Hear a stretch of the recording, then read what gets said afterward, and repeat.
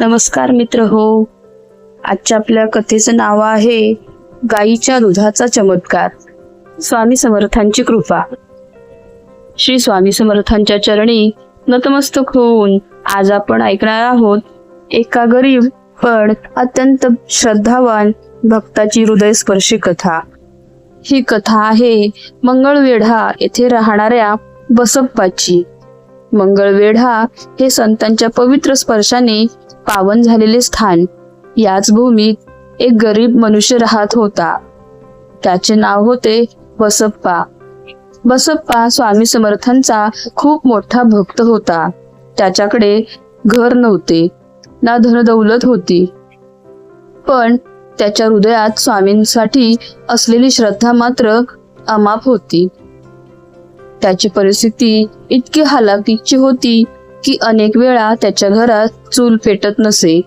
2 वेळचे अन्न मिळणेही त्याच्यासाठी कठीण होते. पण बसप्पा कधीही स्वामींची पूजा आणि नामस्मरण सोडत नसे.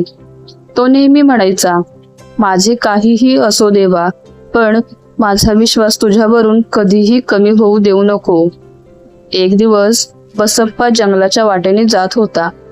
अचानक त्याला एक अद्भुत दृश्य दिसले.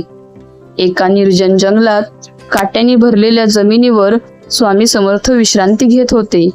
आजूबाजूला कुठलीही सोय नव्हती. अंगाखाली काटे होते, तरी स्वामी अगदी शांत होते. हे दृश्य पाहून बसप्पाच्या डोळ्यात पाणी आले.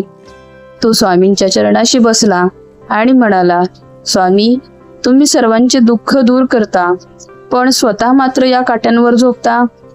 स्वामी मंद हसले. स्वामींना आपल्या भक्ताची परीक्षा घ्यायची होती. ते म्हणाले, बसप्पा, तुला माझ्यावर विश्वास आहे ना? बसप्पा लगेच म्हणाला, स्वामी, माझा श्वास थांबू शकतो, पण तुमच्यावरचा विश्वास कधीही थांबणार नाही. स्वामी प्रसन्न झाले.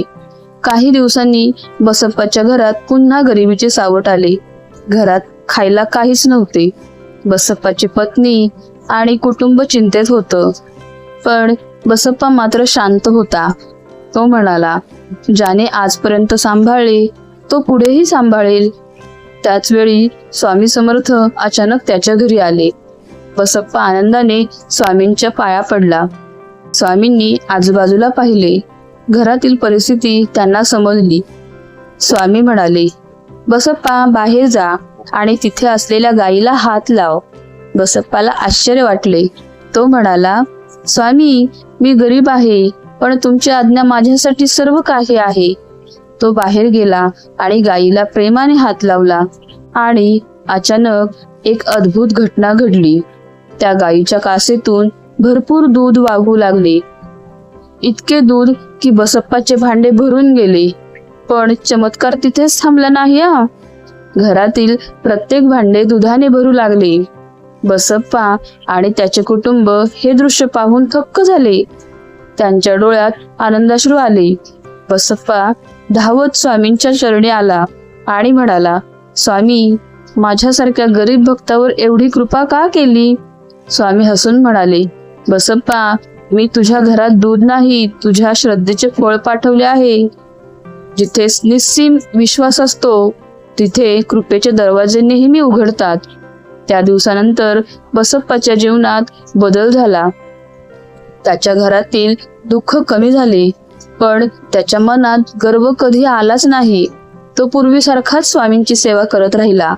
लोक त्याला विचारायचे, बसप्पा, तुझ्या आयुष्यात एवढा मोठा चमत्कार कसा झाला? तेव्हा बसप्पा फक्त एवढेच म्हणायचा, चमत्कार माझ्या हातात नव्हता, माझ्या स्वामींच्या कृपेत होता. मित्र हो, या कथेचा संदेश खूप सुंदर आहे. देवाला आपल्या श्रीमंतीची गरज नसते.